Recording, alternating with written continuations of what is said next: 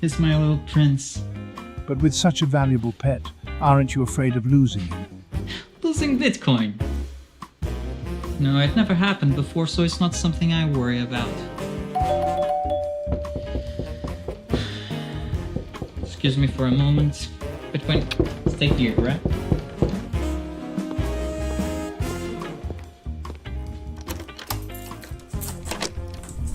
Bitcoin, no! Bitcoin, come on, little buddy, Bitcoin, I need you. Don't go.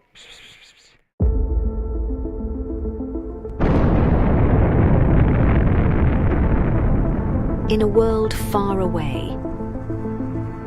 Nah, just kidding. This story begins in this world.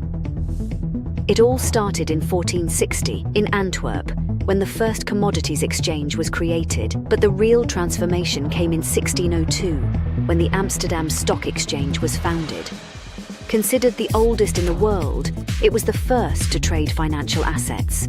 Over the years, Britain expanded its colonial and maritime influence, and the British pound sterling overtook the Dutch guilder in the market. Thus, the London Stock Exchange became the financial centre of the world.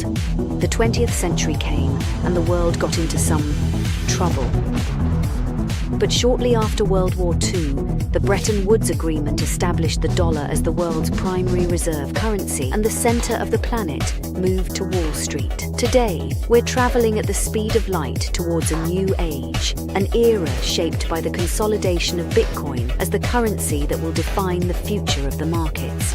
We present Roxom, a new Bitcoin-denominated market that allows trading all sorts of securities, commodities, derivatives, options, and anything you can imagine. Roxom, rock-solid markets.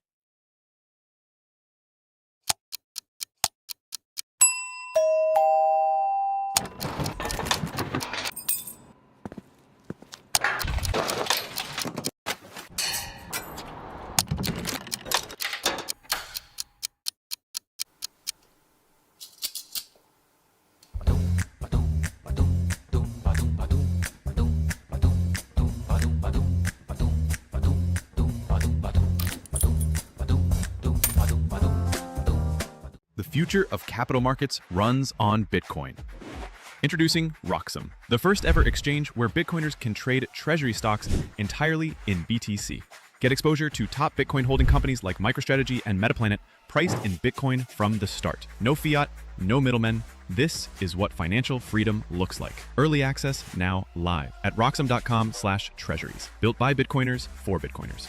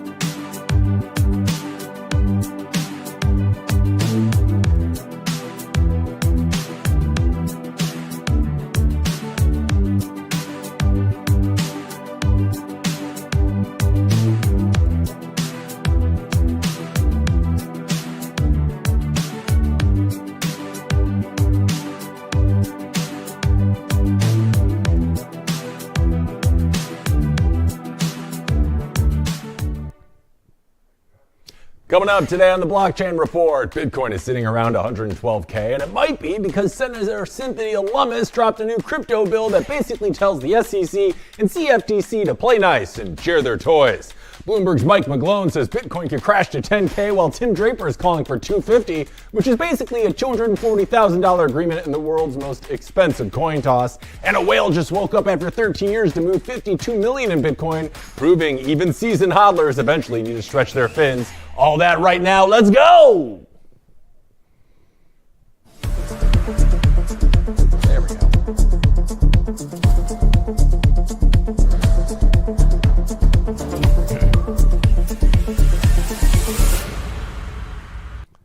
Good morning, my digital desperados, and happy Monday! Welcome back to a new week of the Blockchain Report. I'm Hank Hudson, broadcasting to you live from San Francisco, the city where potholes are deep, the rent is expensive, and the only thing climbing faster than Bitcoin is the cost of parking, groceries, car insurance, streaming subscriptions, coffee, college tuition, Taylor Swift tickets, haircuts, and healthcare. Great world we live in. Now, before we dive into today's buffet of price action, policy blunders, and ETF fan fiction, do me a solid and punch that like button like it owes you money. And don't forget to follow RoxomTV and yours truly at Hank at RoxomTV, because in this market, you either have conviction or a good wingman, and that's me. All right, let's separate the whales from the minnows, the laser-eyed faithful from the weak-kneed wobblers, and see who's making it rain sats in this morning's Market Rundown. Let's roll.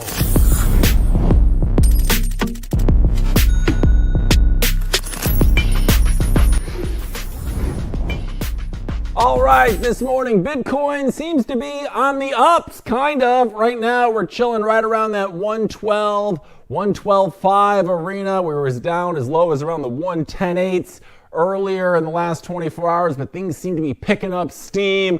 Bitcoin still a market cap of over $2.25 trillion, so we're not going anywhere. Let's take a look at how the rest of the crypto market is looking. If we can bring that up here for me, gang. Here we go. Oh, we got TradFi. We don't have it, so we're going right to TradFi, no worries. Right now, the Dow Jones Industrial currently sitting above that $45,000 mark. We got the S&P 5 just beneath the $6,500 level. The NASDAQ Composite right around 21.5. And last but not least, we have MicroStrategy currently sitting at about $3.20 a share, down about 2% this morning, which is a little strange considering with Bitcoin being on the upswing, you would normally see the same from MicroStrategy stock, as wherever Bitcoin goes, their stock is usually sure to follow, but we'll keep an eye on that and more. We got a lot of stories to cover in this morning, so let's get right to it. It's time for a bull run. Let's go.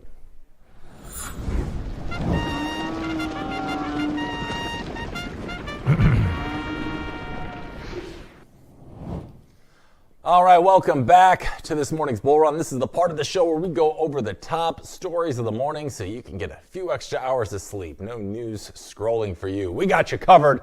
And let's get it started with this first one from the rumor mill, which has gone into overdrive recently with claims that Tether has secretly sold Bitcoin to hoard gold. The deceit, the betrayal.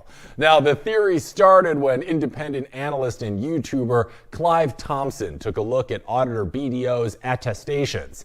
He pointed out that Tether held around 92,650 Bitcoin at the end of Q1 and only 83,274 at the end of Q2. Now, on paper, that looks like a nearly 9,000 coin sell-off. Thompson confidently suggested those missing coins had been swapped for gold bars. It was bearish clickbait gold, if you will. Now, Samson Mao, CEO of Jan3 and one of Bitcoin's most tireless hype men, quickly shut it down. He explained that the missing Bitcoin wasn't sold. It had been moved into Tether's XXI initiative, a long-term investment vehicle. The actual transfers, well, 14,000 Bitcoin went to XXI or 21 on June 2nd. Another 5,800 Bitcoin followed in July. So when you include those July movements, Tether's net Bitcoin position actually increased by at least 10,400 Bitcoins. Or in other words, the bearish headline fell apart the second anyone did any basic math. Now, Paolo Ardoino, Tether's CEO, confirmed it. He said no Bitcoin was sold. Instead, part of Tether's stash was simply contributed to XXI. And he doubled down with his own line, saying while the world continues to get darker, Tether will continue to invest part of its profits into safe assets like Bitcoin, gold, and land. This isn't a company dumping Bitcoin. It's a company stacking Bitcoin, gold, and even real estate as part of a diversification play. Tether has already amassed $8.7 billion worth of gold, nearly 80 tons of it sitting in Zurich vaults, and has been exploring opportunities up and down the gold mining supply chain.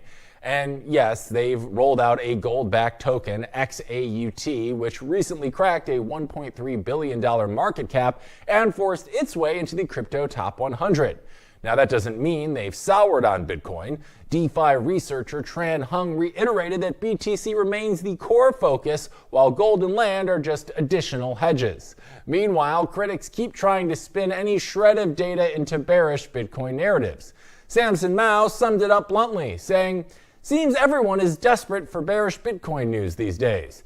Tether is mega bullish on Bitcoin on all metrics." So the verdict here is actually quite clear. Tether didn't dump Bitcoin for gold, it added more Bitcoin, more gold, and more reasons for the rumor mill to stop pretending spreadsheet errors equal market collapse.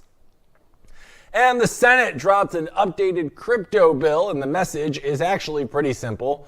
The SEC and CFTC sit in the same room and use your indoor voices, okay? Because the bill clarifies that if you tokenize a stock, it's still a stock. Because apparently we needed a law to say wrapping an apple in plastic doesn't make it an orange.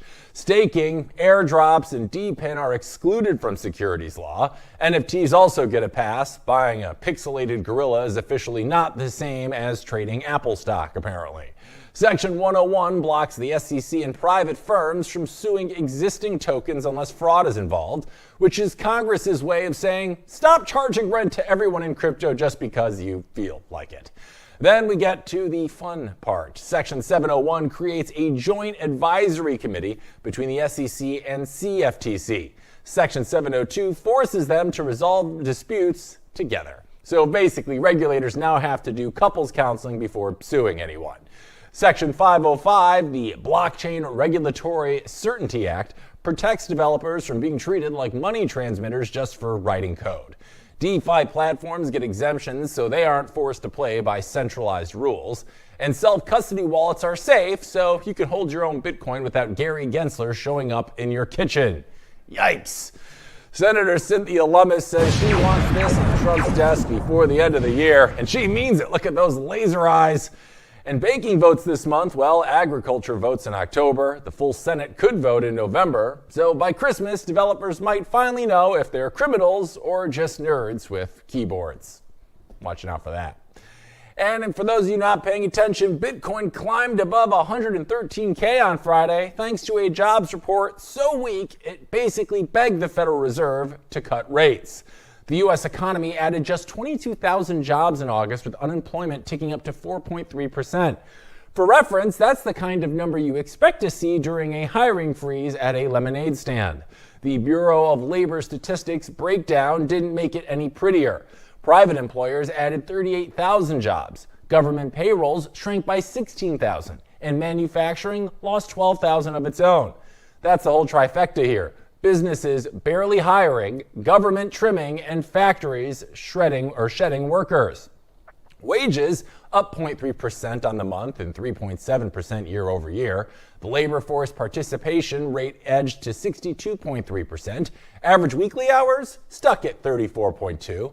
The U6 underemployment rate, the one that actually counts people working 2 part-time gigs and still eating ramen, climbed to 8.1%. Or in other words, workers aren't making more money, they're working the same hours, and more of them are struggling to make ends meet. But hey, Bitcoin is up, right? Well, why is all this happening? Well, because weak jobs mean one thing in Wall Street bingo: rate cuts. Future traders immediately priced a September cut as a near certainty. Yesterday, the odds of a 50 basis point cut were 0. Now they're at 12%. The odds of no cut at all, a big fat 0. That evaporated faster than your boss's promises about room for growth. Now, Bitcoin traded above 113K during the session, hovering just below that on real-time charts. Risk assets love easy money, and Bitcoin is the risk asset that tends to love it most.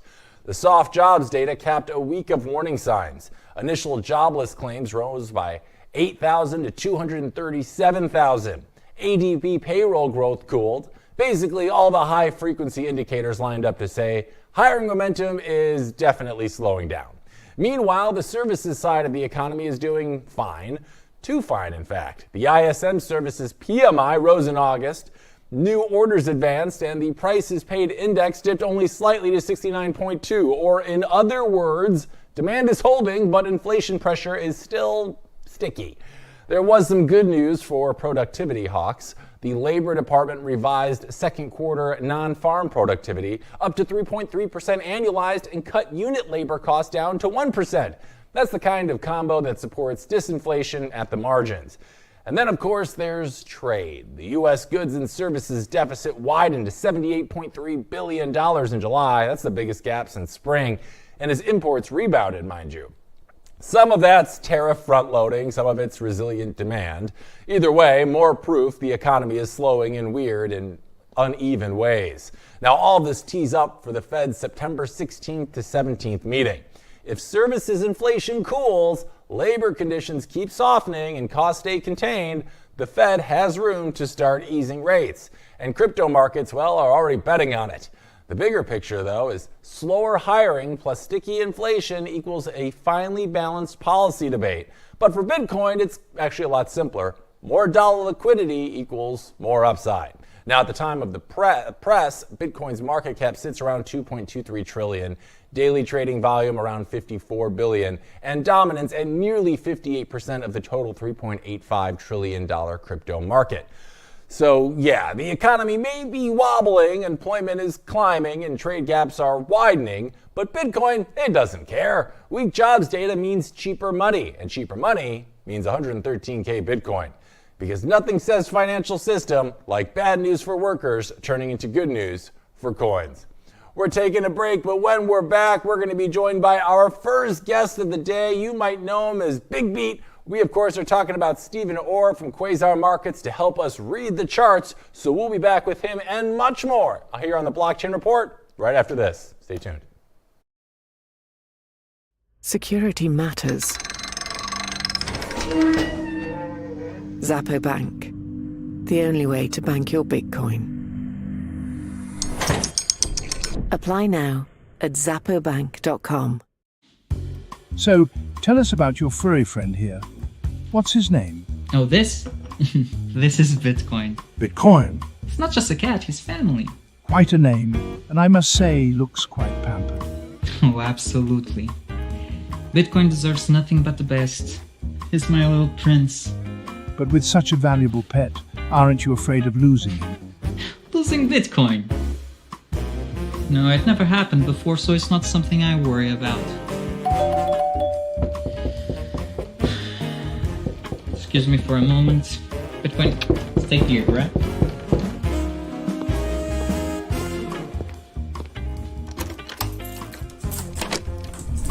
Bitcoin, no! Bitcoin, come on, little buddy, Bitcoin, I need you. Don't go.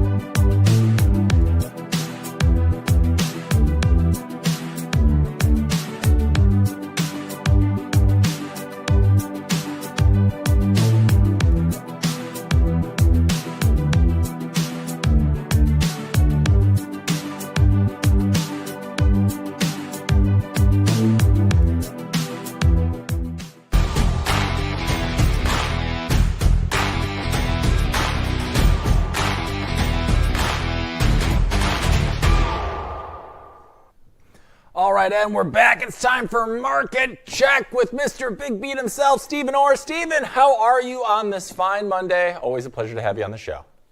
What's going on, Hank? Last weekend was Labor Day. You know, a lot of times when you're in this kind of time frame in the markets, things get quiet. Usually the people chill out. They're going out, they're doing picnics and baseball games and sporting. And of course, this week was football. You would expect that the markets would chill out. And guess what? They haven't. We're still seeing some volume in the markets and people are still moving. And we saw that usually in low volatility and low volume markets, that's when the whales take advantage of it, right? They're like, okay, we got you. We're gonna be able to pump around and move things around. And we saw that, right? We saw where the whales were trying to dump some of their Bitcoin and push it into Ethereum. Okay, great. I've always said that. That's a good thing, right? The OGs, the whales out there, hold all the coins. That sucks. It does not help everybody. We need it out there in the public. We need them spending some of that to make new projects, get things going. I love that. But at the same time, be careful how those whales move, right? We can take advantage of them. And I did that. Several times over the last couple of weeks, I have been taking advantage. Buying, not selling. I repeat that one more time. Buying, not selling. Why? Because look, we know which way the directions of the markets. Now, I can be accused of being a Bitcoin maximalist. I can be accused of, hey, all you care about, Steve, is one direction. You don't even know about the shorting side of it. I've been shorting markets before most people have been alive, right? I understand and I agree that there are times when you should be shorting the market, taking advantage of that. This is not one of those times, right? Just talk about right now with Michael Saylor, talk about Tom Lee.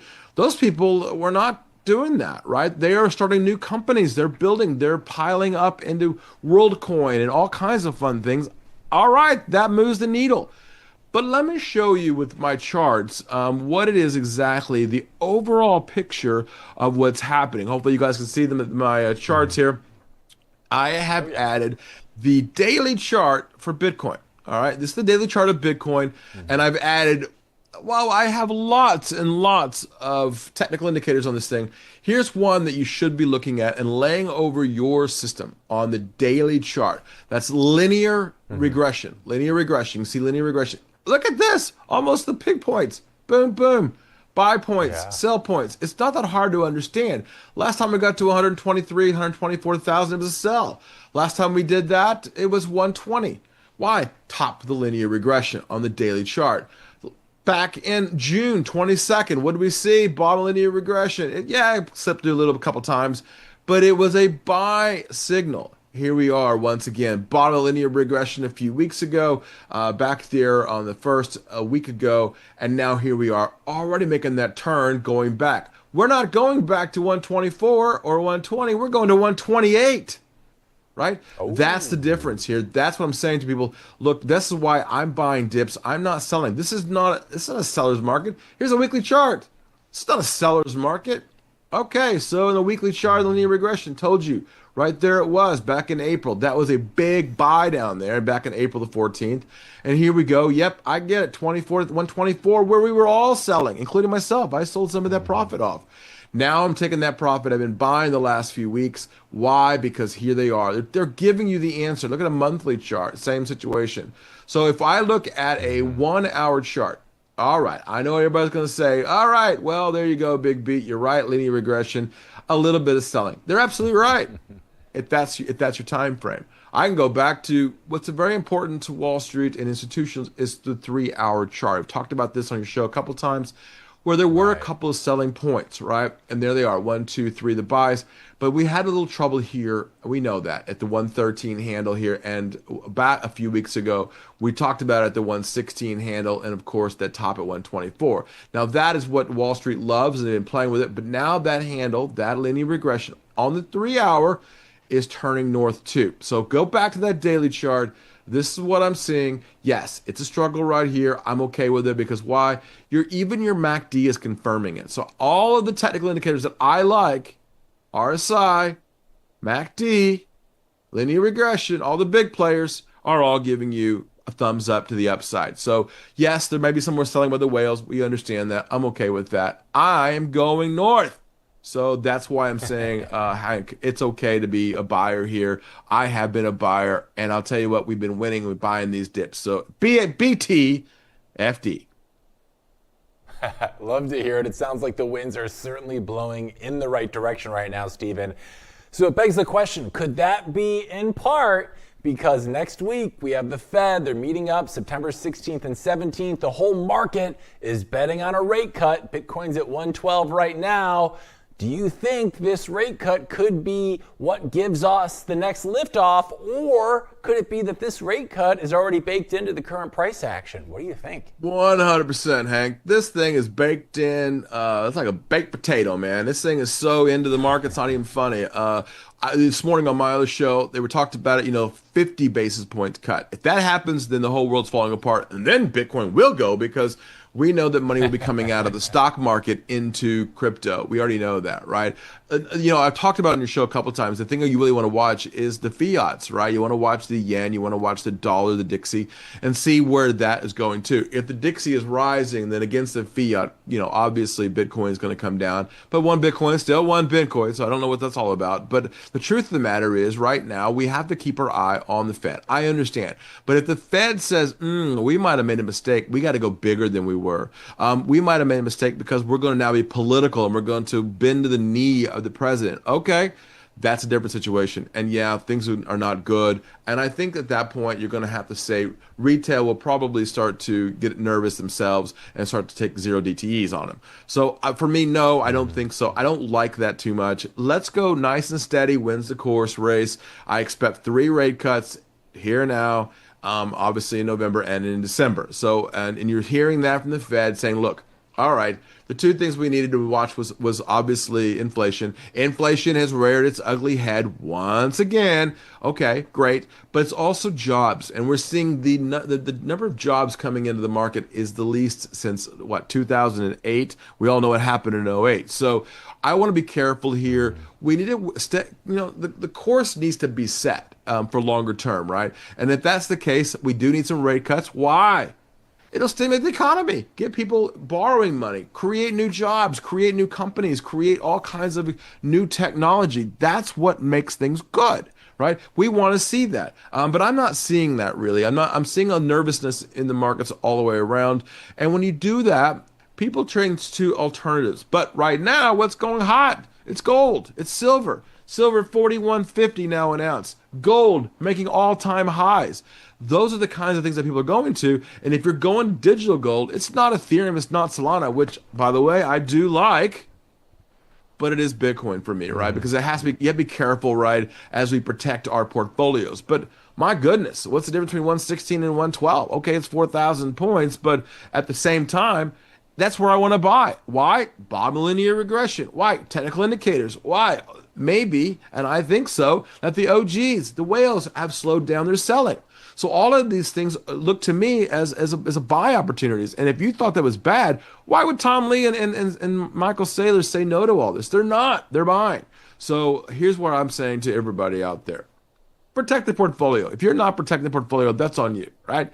But this is when you get a chance to buy. Oh, I don't know when to buy. It's expensive. It's not expensive when we're going to $250,000. It's not expensive when we're going to $1 million. It's expensive because because you bought it 124. Great, buy some more. Dollar cost average is exactly what they need to be doing. But what you need to be thinking about is long-term future, right? What is it that what is it that we're trying to solve here? And with WorldCoin and these other coins that are coming out, all right, does that leave Bitcoin behind the dust? Nope. It actually legitimizes crypto in general. So when I say, Hank, let's go long, I'm okay with this. I've been buying for the last 4,000 points on Bitcoin here. Yeah, it's really the most expensive thing is the mistake from just not acquiring right now, because if you are like the rest of us here, when Bitcoin's 500,000, $1 million, then all of a sudden a mistake now becomes very, very expensive. Because right now we're only stuck kind of between that 110, 120 range, and you feel like this first rate cut is probably already baked in. So when do you think we're going to see the next leg up? Are we going to be waiting till October, November, maybe December for future rate cuts to actually impact the price of Bitcoin? I think 10 rate cuts are already priced into this thing, right? It's not the rate cuts. I think people are so enamored by what the Fed is doing.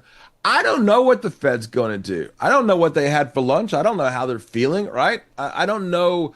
The one thing that dictates everything in this world is price. Price is the only thing that we actually know. What is price telling us? The price right now is telling us we're going north. It's telling us that we're not done buying, right? It's telling us that, look, and you hear the noise, all the news around Bitcoin that, oh, well, Bitcoin touched 124, so it's over, the game is over. Man, we're not even in the first inning. This is like talking about the internet at the beginning. We're not even in the first inning of this, right? So when I talk about the future, I had to think about a little bit farther ahead than what's going to happen. I don't even know what I'm having for dinner tonight, right? So if I don't even know what I'm having for dinner, what am I thinking about Bitcoin, right? How many people are out there 100xing and 300xing Bitcoin? A lot of people are. So you need to think about that, right? Is that in your game plan? Hopefully not, because if that's in your game plan, then you're going to miss out on the next part of the game plan. The next part of this game plan is, where is accumulation happening within the crypto markets, right? One of the things that I like, and I've talked about this in your show, I like Solana. But when Solana got under 200, to me, that was definitely an accumulation zone. It was very simple. We talked about that in your show. And guess what? Look where Solana is today, right? Ethereum. Yeah. Why is Ethereum being a place where it's accumulation? Because that's where the institutions are accumulating. Even the OGs were selling Bitcoin to accumulate. So when I talk about protecting the portfolio, I don't mean, well, let's just buy a few other things. Do what they're doing too. They're telling you, they're actually telegraphing to you what they're doing. So, we always call it one thing. We always call it picking up nickels in front of a steamroller. Meaning, I don't want to be that little guy getting run over by the institutional steamrollers. I don't want Michael Saylor buying my Bitcoin. I want to be buying Bitcoin before he's doing it. So when I talk about accumulation, I want to accumulate when they're accumulating, right? The market's a mechanical machine. It doesn't care about you. It doesn't have feelings. It's not worried about, your love life. It only cares about one thing, the direction and the price, right? So what it's saying to me, saying, look, they know, the institutions know, BlackRock knows, Goldman Sachs knows, JP Morgan knows, firms around the world know they are accumulating. They're not stopping. Countries are accumulating. El Salvador, just on an average, they've been picking up one Bitcoin a day. They didn't buy one Bitcoin the other day. They bought several, right? They know when the accumulation is. Why? Because they're all in cahoots, and I'm okay with that. So why be the person picking up nickels in front of a steamroller? I don't want to be that. And rightfully so. As someone who analyzes the charts and has a very good familiarity with these systems, right now, Bitcoin's dominance is kind of at a weird spot. I think we creeped as low as around 55. It seems to be inching its way back up. Do you see that as strength in the Bitcoin market? Does that mean that this hot altcoin summer is almost over? What is that telling you in terms of where you see Bitcoin headed in the short term? We're talking the next couple of weeks and months as we get toward the end of 2025. That's a great question. Let's take a step back. Let's look at the overall equity markets, right? If the markets are controlled by a few Mag 7 companies, Google, Facebook, Meta, if you think about it from the perspective of NVIDIA, AMD, when you have a concentration of one coin or one thing, that's usually a bad sign, because it tells you that, okay, look, I get it, Bitcoin's the Mac Daddy, but we need other coins also stepping up. And we're seeing that, right, with Ethereum. I don't want to see Bitcoin at 60 and 65 and 70%. I want to see things moving, meaning I want to see technology growing. And technology isn't just Bitcoin. It's not, right? I want to see blockchain report, right? I want to see these projects moving forward, and they're not all running on Bitcoin. They're running on Solana. They're running on Ethereum. They're running on Chainlink. I love that fact, right? And if we have one person controlling everything, if Michael Saylor is controlling all of Bitcoin, then it's hard to push the price up. So I want to see other projects moving forward. And the only way to do that is if the dominance isn't always there. Now, do I want to see the dominance of Bitcoin staying above 50? Yes, because I do like Bitcoin, but I don't necessarily have to. Look, if Nvidia is we see Nvidia now coming back down, and that's pulling down the rest of the market. So I don't want to see that, right? If I know that that's AI issues, then I don't really want to see that. I want to see the whole market going up. S&P 500 did what? They added AppLovin, they added Robinhood, because it is changing. The world is changing. And so as the world's changing, those corporations that are adding to S&P 500 aren't adding old school companies. They're adding the good companies like Robinhood and AppLovin. Why? Because they're changing the future. So I want to be a part of the future. I don't want to be a part of the past. Blockchain, crypto, Bitcoin is a part of the future. So if I think the part of the future is Bitcoin at 250,000, or as Tom Lee also agrees, then why do I care if it's 112 or 116 or 124? I want to be accumulating. And right now, not only am I accumulating, but I'm also accumulating at very strategic points. Technical analysis telling me that. Price dictates. So if price is dictating and saying, look, okay, yep, it's 55% or 60% dominance and Bitcoin dominance, it's okay. But I also want to see Ethereum and Solana and Chainlink and all the other great coins and projects out there moving forward. So if one coin or one company or one person is controlling everything, then that's not a true mechanical market. That's just manipulation. And I don't like manipulation. I want to see things moving. And I love the markets right now. I think they're working very well. Do I think that there are some nuances I'd like to change? Of course. But I think the markets are working well, and I understand it. Now, on the flip side of that, I just saw a few companies saying that, oh, well, the economy is fine, people are fine. They're not really fine right now, right? If you go out and spend some time out in the public, I've been flying for the last, as you know, the last month everywhere, right? I just got back from North Carolina. I was in New York. I've been all over Chicago. I've been Miami. I was just in Key West. The economy is not great. All right. So people need to understand that. So when you're protecting your portfolio, does that mean the stock market's going to keep going up? Nope. The economy does not equate the crypto market. The economy does not equate the stock market. It's what people are investing in for the future. You're not investing for next day, or you're not investing for, 5 minutes later. That's trading. When I talk about these crypto and buying Bitcoin, I'm talking about investing, because that's your future.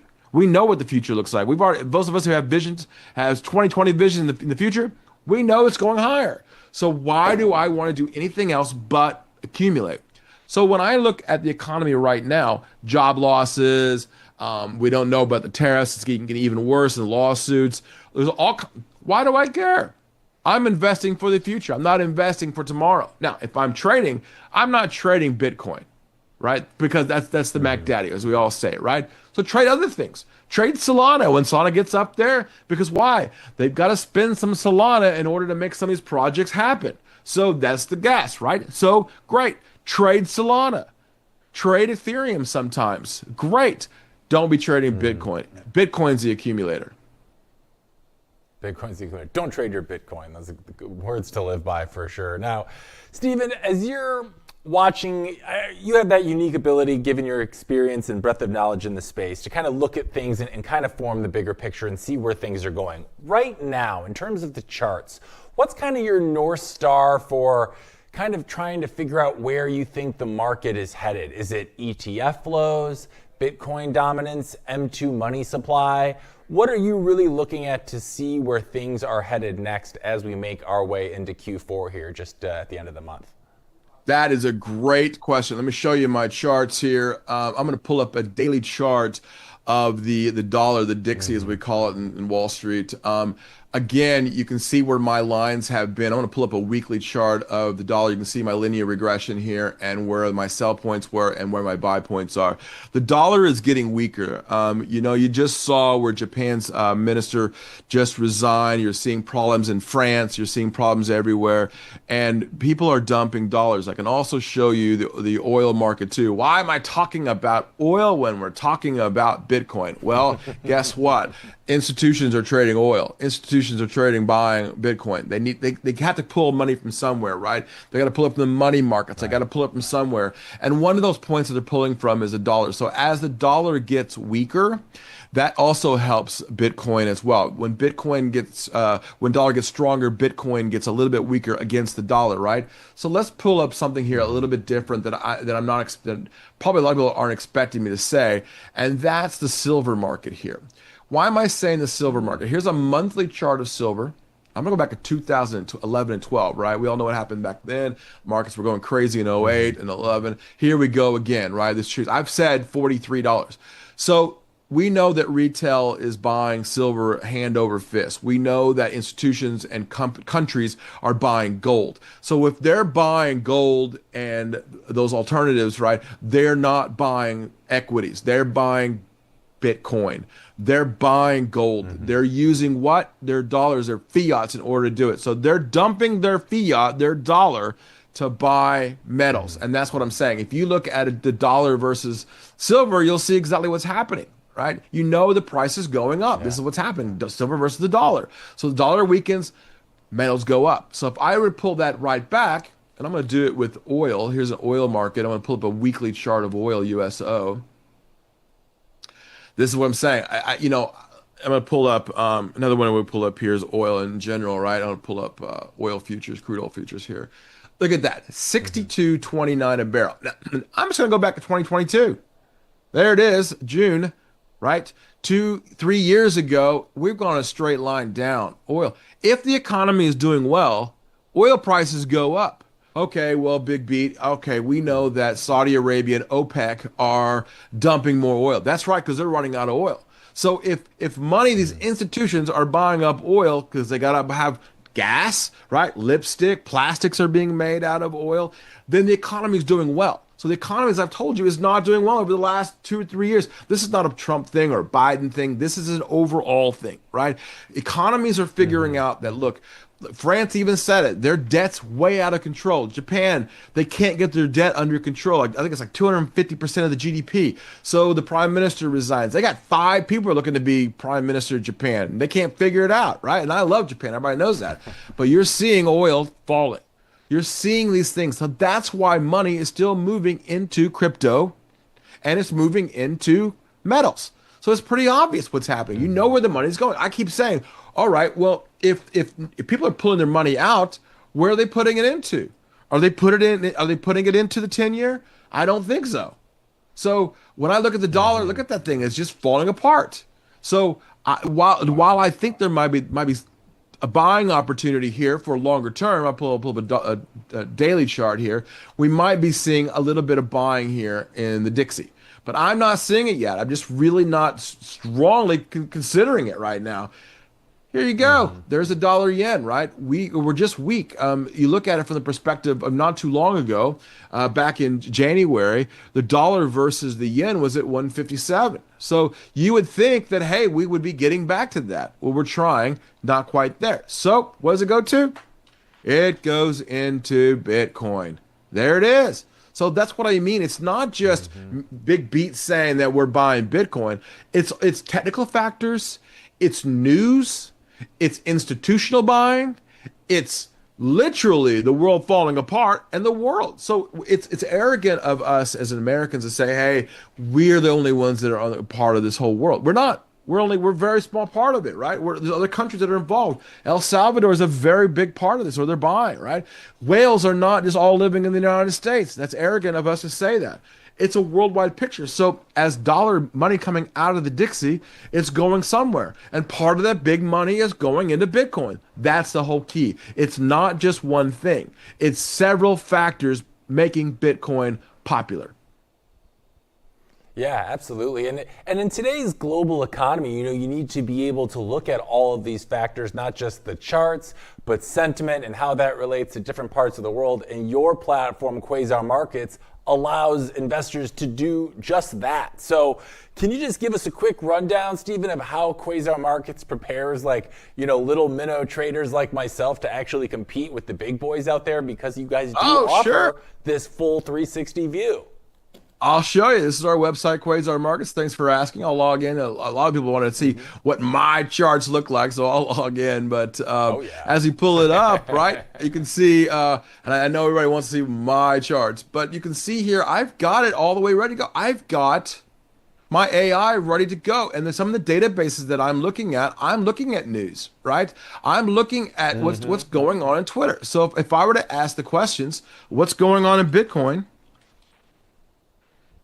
It's going to give me the answer. And it's not going to give me the answer based on whatever the latest, thinking of Perplexity or Chat GPT. I've got 18 AIs running in this thing. So I want to get a better picture. And as I ask those pictures, I can also see the live feed what people are asking. If you look on the right-hand side, gold. They're asking about gold, right? That's why it's so important to me to have every single part of this. And you'll see on my own, we talked about it 2 seconds ago. I've got TV going on in France. I want to know what's going on in France. It's not just what's going on here. And you can see as I answer the question, it's not giving me one little answer to one little question.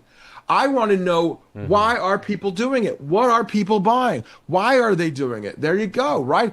Over 2,000 Bitcoin was picked up, valued at 217 million between these dates, right?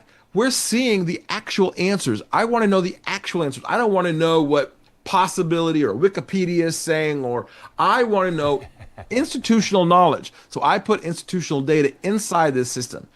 The very second that I get the answer, I want to know where it came from. In this case, news BTC. So I did get the news. I did get the institutional side of it. I also want to know what all the other questions are around it.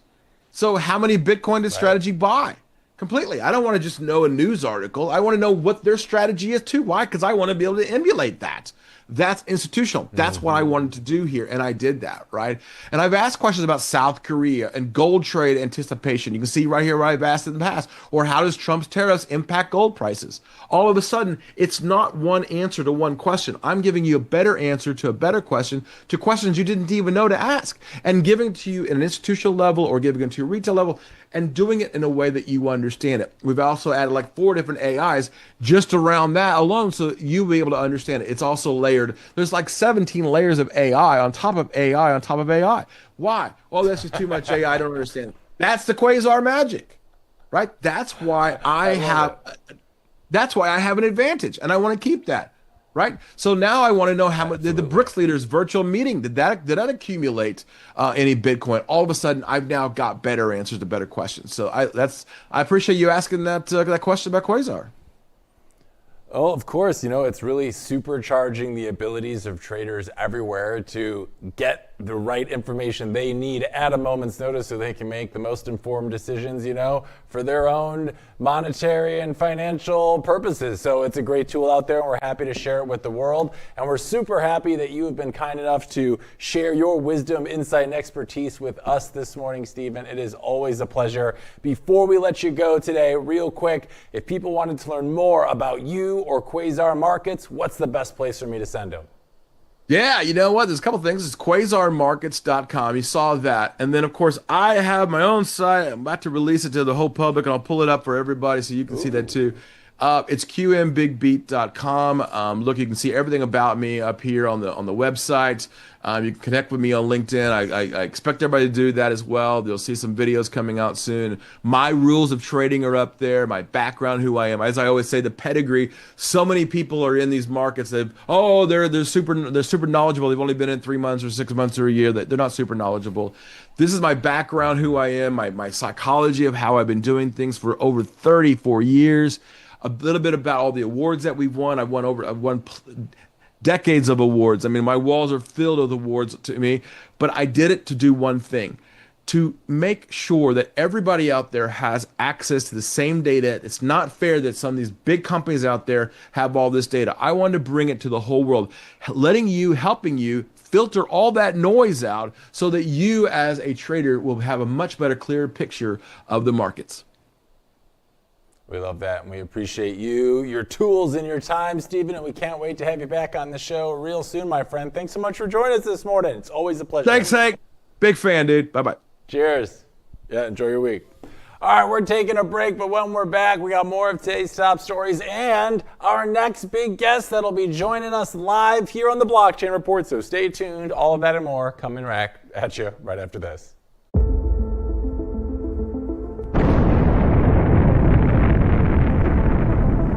In a world far away.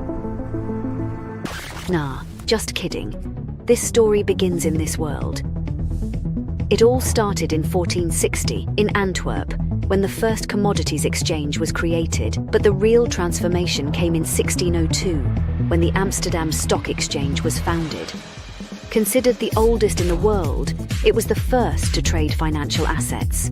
Over the years, Britain expanded its colonial and maritime influence, and the British pound sterling overtook the Dutch guilder in the market. Thus, the London Stock Exchange became the financial centre of the world. The 20th century came, and the world got into some trouble. But shortly after World War II, the Bretton Woods Agreement established the dollar as the world's primary reserve currency, and the centre of the planet moved to Wall Street. Today, we're travelling at the speed of light towards a new age, an era shaped by the consolidation of Bitcoin as the currency that will define the future of the markets. We present Roxom, a new Bitcoin-denominated market that allows trading all sorts of securities, commodities, derivatives, options, and anything you can imagine. Roxom, rock-solid markets.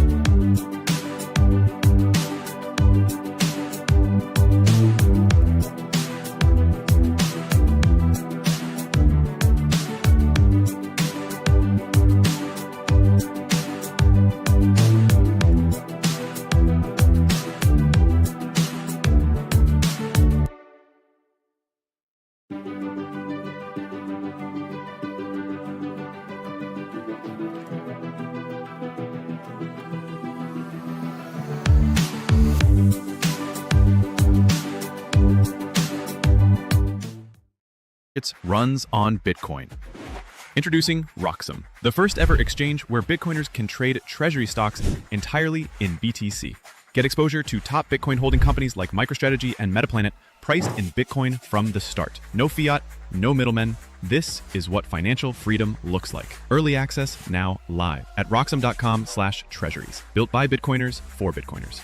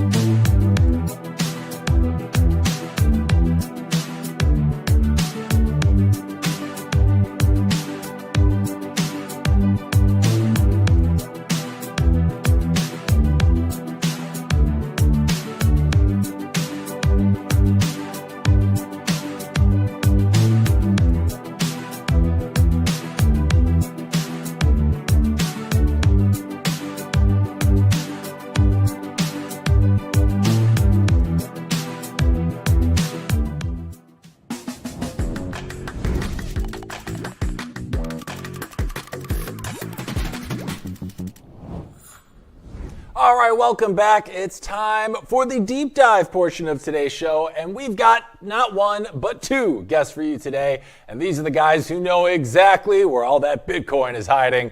One builds the go-to database for corporate treasurers, the other tracks the numbers and explains what they really mean. Together, they're the ones keeping score on who's stacking sats. Welcome to the show, Tim Kotzman and Ed Juline, everybody. Gentlemen, welcome to the Blockchain Report. We're super thrilled to have you. How are your Mondays going? Fantastic. It's beautiful weather, nice and sunny here in New York. In New Going up a York, little oh bit. boy, you guys are Okay, very nice. You're living in the There we go. future compared to Yeah. us. Beautiful. Now, gentlemen, we got a lot to cover today. You both live deep in the Bitcoin treasury trenches nowadays, but I gotta ask, what were you up to before this whole Bitcoin rabbit hole pulled you in? Tim, let's start with you. My background is actually as a consultant and then business owner in the land side of oil and gas. So leasing land, first for fossil fuel projects, oil, natural gas, and then actually utility scale solar, battery storage. So the whole gamut of energy. And then most recently, before the rabbit hole, the private equity side of it. So raising money, buying deals, and kind of fell down the rabbit hole from there. Yeah, well, it sounds like you've certainly got a good grasp on the financial system. And Ed, what about you? Where did you get started in all of this?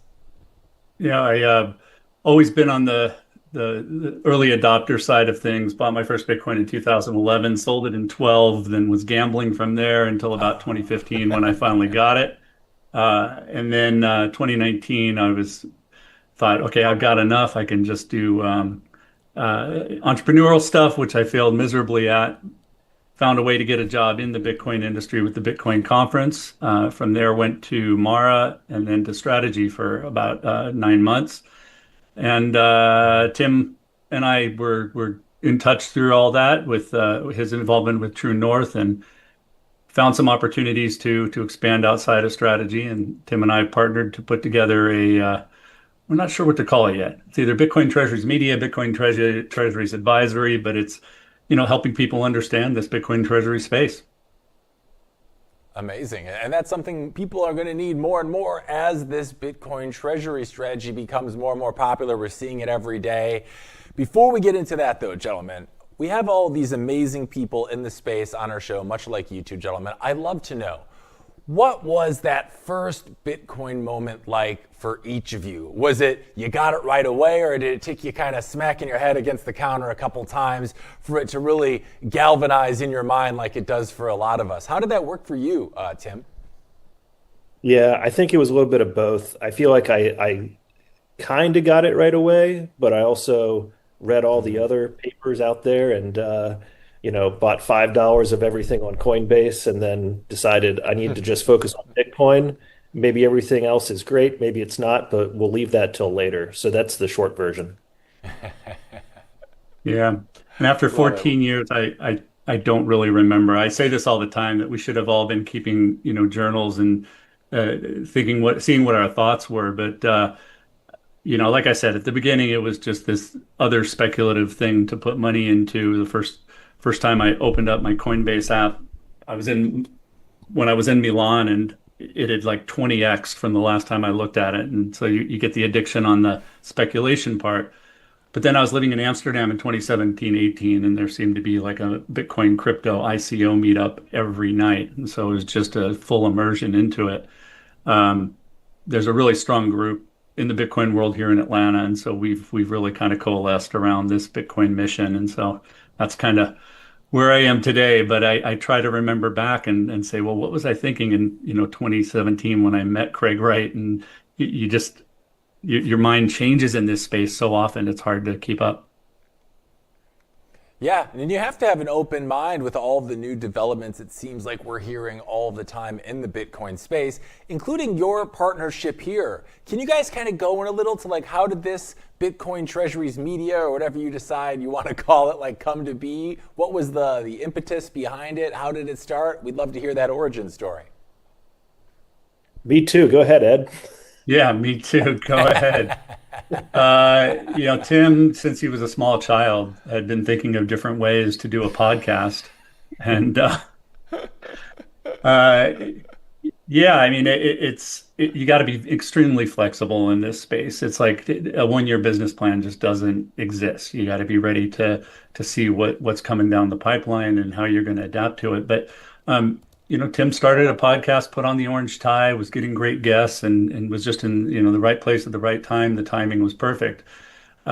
We When I was with Bitcoin Conference, got to experience how they do a conference, and then at Strategy with the Bitcoin for Corporations conference. And Tim had already decided to do a one-day conference about 6 weeks out, and I said, "Sure, I'll jump on and help you with this." So that was the conference part.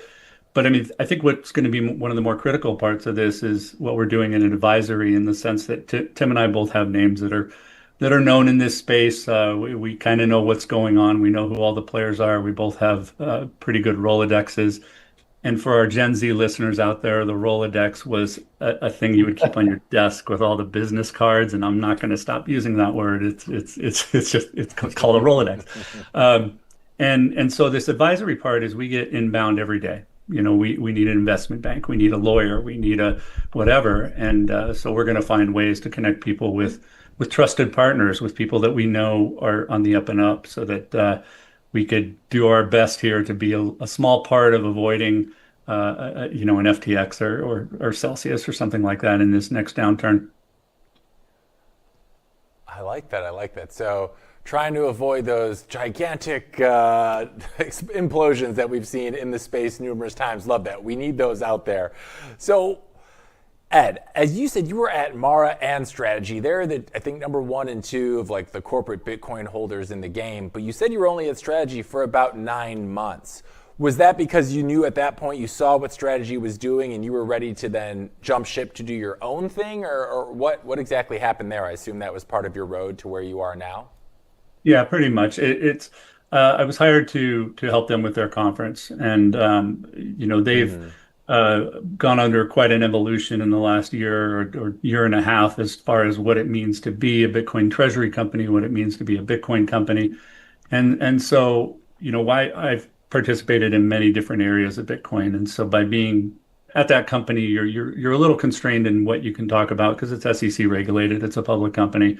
Additionally, I had an opportunity to join a Bitcoin Treasury company that has now been announced in Mexico, where I lived for 13 years, fluent in Spanish. And so I knew that wasn't going to be possible while I was at Strategy. So on top of that, commuting back and forth to DC. So there was a bunch of reasons that lined up that just it made sense to go off and do something a little bigger. Yeah, and you mentioned the Bitcoin conferences you were at before. Now you guys are actually putting on your own, I think, conference, right? Tim, can you tell me a little bit about that? What is it? What to expect? Who are the people that are going there? We would love to learn more. Yeah, I actually had lunch with a friend who I didn't really fully understand that he's also an angel investor. And he said, "Hey, if you ever need cash for anything, just let me know." And I said, "Well, I was thinking about doing a conference, but this guy Fred out in California, he just like sells a couple tickets and then he puts the deposit down on the venue. And so I don't know that I would need any like seed capital or like an investor to do that." And that was actually kind of the beginning thought is, hey, get a venue, do something similar to what Kruger had done with his unconference format last fall in Santa Monica, which was, there is no stage. In that case, there is no speaker. There's just a thought leader that gets up. They talk for maybe a few minutes to kick it off, but then everyone's kind of standing in a circle, and it's almost like a Twitter space in real life. There's commentary, there's questions, and it's this real-time conversation. And Ed and I were actually both at that conference. We were in the same room and never met each other. He was he can explain what part of the room he was in, but yeah, it was just.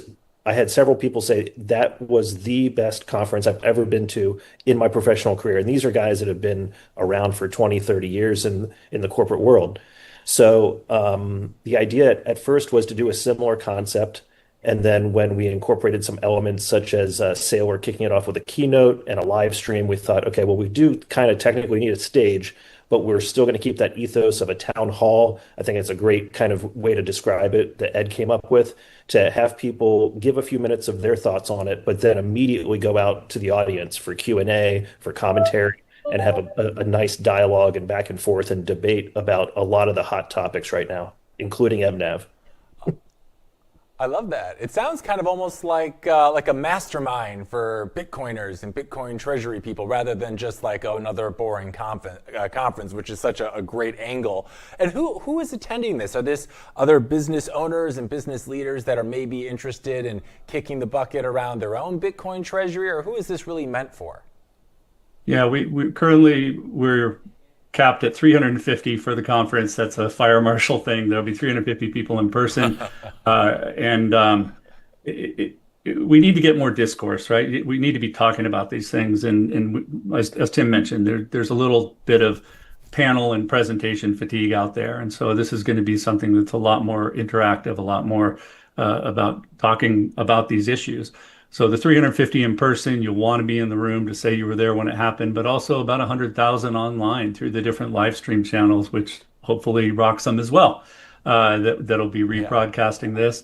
But it's in the room, we're expecting about 60% investors, about 30% is treasury companies themselves, and 10% is service providers, the investment banks, the lawyers, et cetera. So it's a good confluence of those three groups, because they all kind of want to talk to each other. The high net worth individuals, or the recently high net worth individuals due to these treasury companies, they're looking to see which of these ones can we trust, which of these ones can we believe in. And so that's a kind of a critical part of having that conversation in the room. On top of all that, we're going to have some of the big names in the space are going to be there, telling where they are and what they're doing next, as they're showing here on this side screen.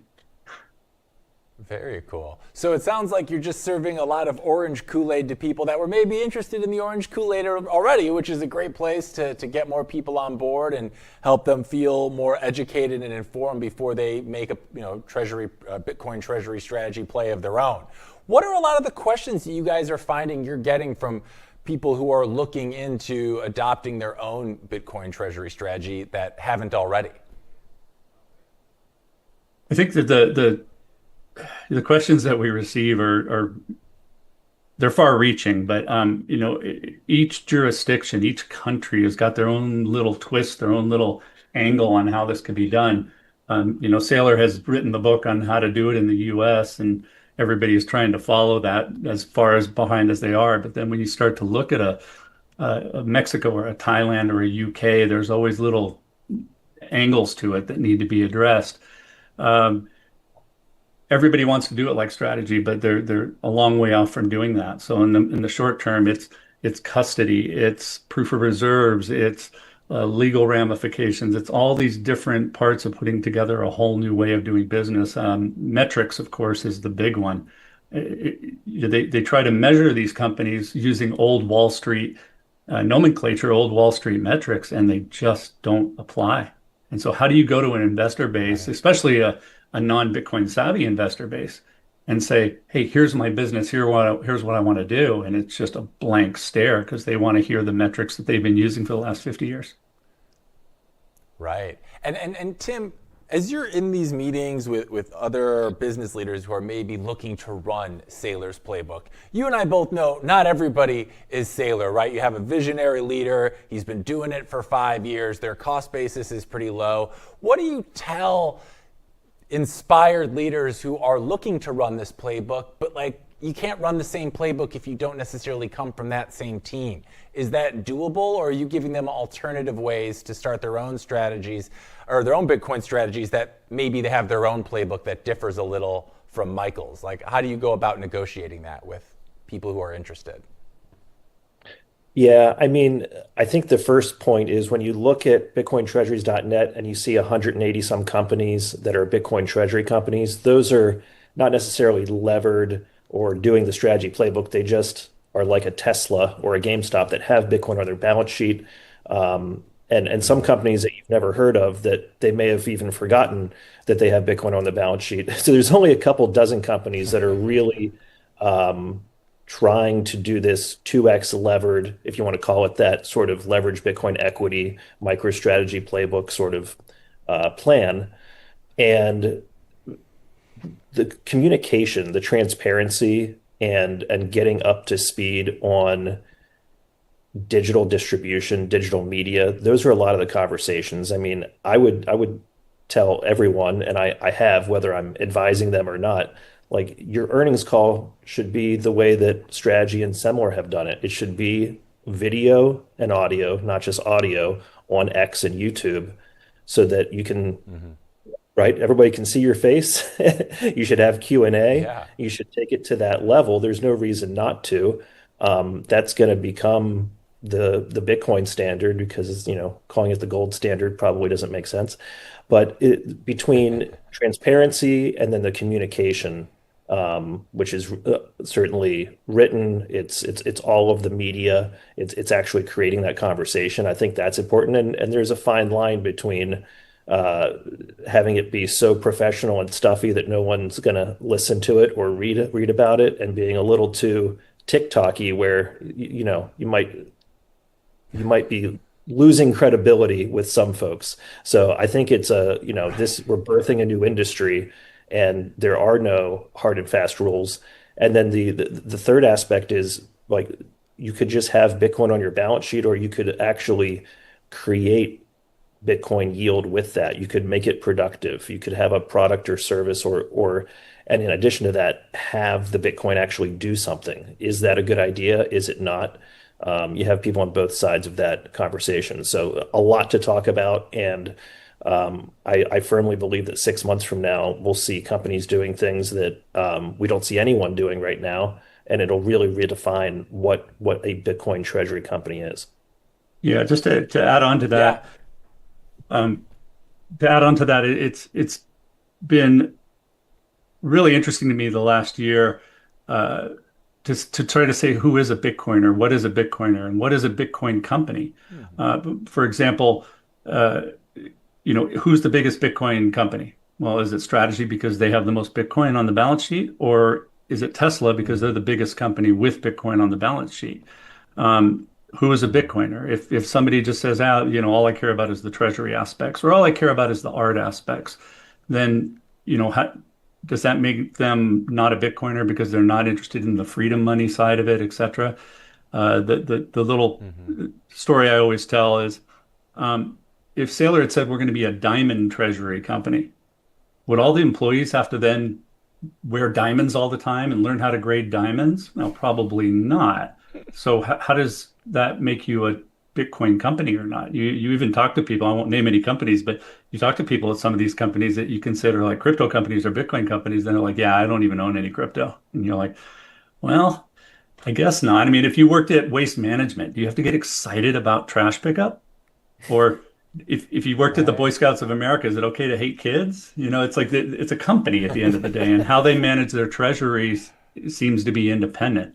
So it's been really interesting trying to get your head around, what does this mean to be a Bitcoin company, and what does it really mean to be orange pilled? That's super interesting, Ed. Yeah, it's like, do you have to embody the ethos of what makes Bitcoin like self-sovereignty, or is it that you're just the one most actively stacking sats makes you the biggest Bitcoin company? And you mentioned Strategy, formerly MicroStrategy. They clearly hog the headlines as of late.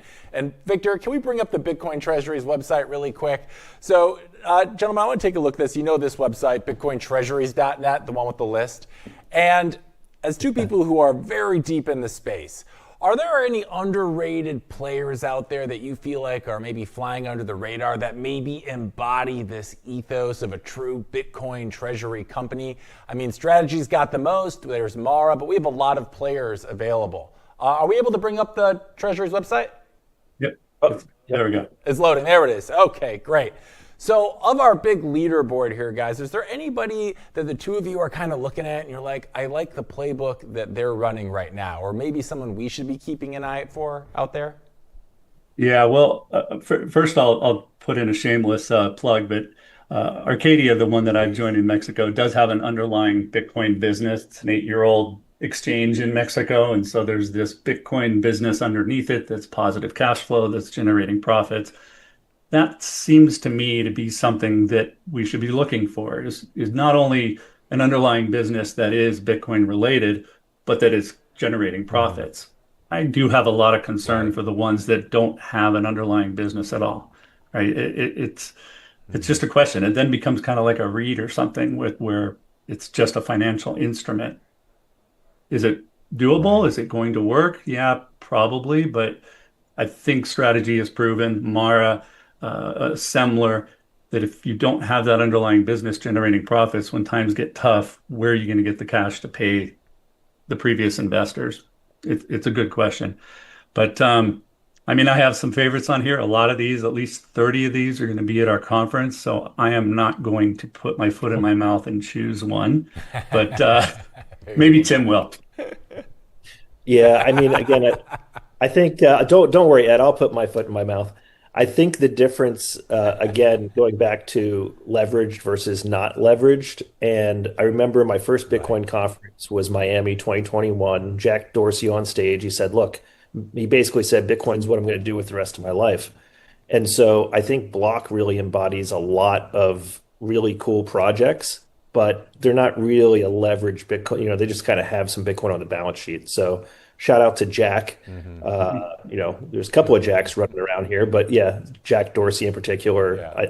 And then you looked at the top of the list. I mean, Bitcoin Standard Treasury Company, which I believe is Adam Back's company that's kind of in the works. I mean, there's just some iconic names and faces, right? Adam Back, Michael Saylor, that hard to argue against them, at least having their ethos and their heart in the right place. So really, really interesting times and a cool list that changes all the time. So definitely recommend people subscribe to the .NET newsletter and definitely a great resource. Yeah, we were on another call earlier this morning that asked us about the ETH treasury companies, Solana treasury companies, and God, there was a WorldCoin treasury company announced this morning that now World is up 40% today. It's just insane. Are these altcoin treasury companies going to make it? I mean, the saying that I always say is there's no cryptocurrency because none of it's really used as currency. There's one crypto asset, Bitcoin, and the rest are crypto companies. You look at the list of the top 10 on what's the name of the website? Whatever. You look at the list of the top 10 cryptocurrencies year by year over the last 10 years, and not many of them survive. And so is Solana still going to be around? Probably. Is Ethereum still going to be around? Probably. But you want to bet your whole treasury on it that something's not going to go wrong and the network comes down or who knows, right? And so we try to not comment on those altcoin treasury companies. It's a good play. They'll probably get richer quicker, but there's just so much more downside. Yeah, Ed, I got to say, this feels like a direct shot at my Dogecoin treasury company, but that's okay. I don't. No, dude, it's the bonk treasury company, man. I may start it myself. That's what all the kids are doing is the bonk treasury. Oh, God. Bonk treasury company. That kind of begs the question, though, guys, is two people who are very much in the treasury space. Ed, you touched on it. You have these companies that are doing it with maybe very little underlying or kind of flailing businesses. How do you think this is going to play out when eventually Bitcoin retraces significantly, like we always see that it does, and all of a sudden we have these, companies that bought Bitcoin maybe around in the 1-teens, maybe the low 120s, who are now underwater on that investment for a certain amount of time because of the natural corrections that Bitcoin takes. What's going to happen there? Are we going to see a lot of these players flushed out of the market and then maybe a Bitcoin downturn as a result of that price action-wise? Was that always going to be a natural part of how this works? Ed, what do you see happening going forward as we kind of reach what would seemingly be near the end of this current bull market and into what would be the next cycle? How do you see this kind of playing out? Yeah, I mean, I am a cycle guy. Having worked at Mara, I see how the miners cycle their business through buying more miners, shutting miners down, finding cheaper energy. So, that whether it's the power laws or something else, there is a 4-year cycle built into this on purpose.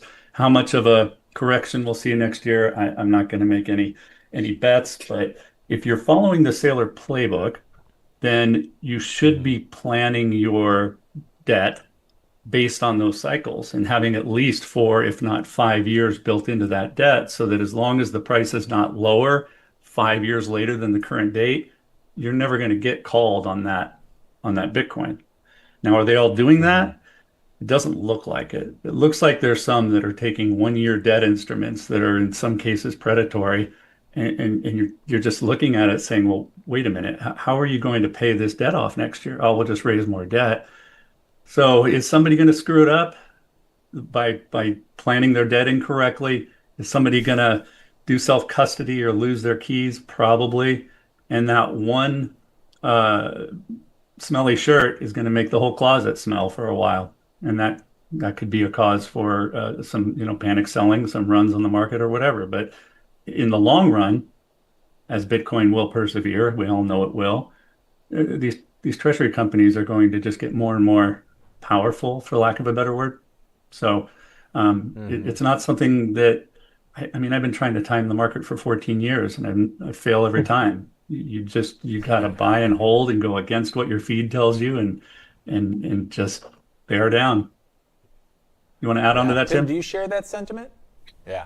No, I take the other side of that coin. I don't think we're going to $1 million by the end of the year, but as Tom Lee said on CNBC this morning, he's calling for $200,000 Bitcoin by the end of the year. Saylor, when he was asked about it by Ross Sorkin this morning, said, yes, many analysts think Bitcoin will be above 150,000 by the end of the year. One of the most recent Robert Breedlove podcasts, he was interviewing the CEO of American Bitcoin that just went public on the NASDAQ last week. And I don't know where these numbers came from. And nobody knows the future, at least no one that I've met. But he was spouting off numbers that were very interesting. So far this year, I believe the inflows into corporations on the Bitcoin side is about 140 billion. He said they're expecting 200 billion by the end of the year and as much as 350 billion next year. So if those numbers are in any way, shape, or form correct, maybe we grind higher, and of course there'll be volatility. So maybe the truth is somewhere in the middle. That's fair. And you mentioned you're still a cycle guy. You believe in the cycles. But one of the interesting narratives during this cycle, we've heard it specifically from Matt Hogan over at Bitwise, is that the cycles as we know them are probably not going to be the same going forward, very much in part to all of this, institutional money that we're seeing get flooded into the market. Do you think that's going to be the case? Are we going to kind of, those volatility swings, are they just going to be muted going forward and everything will still be a slow up and to the right? Or how do you see that playing out? Will we still be seeing the cycles as we have in the past, or is that, of the past at this point? Yeah, I mean, that's what the math says. The math says that the cycles should get, less and less volatile, right? And you'll get more compression on those cycles. But on YouTube, there's a series called The Physics of Bitcoin, and it gets into this about the 5 different stages of mining and then retail or whatever that exuberance is, and then how it goes too high. So if by Christmas, we're looking at 350, even just as a made up number, yeah, that's going to be too much. And that's going to cause the market to say, whoops, we went too far. And then once you start selling off, you sell off like crazy.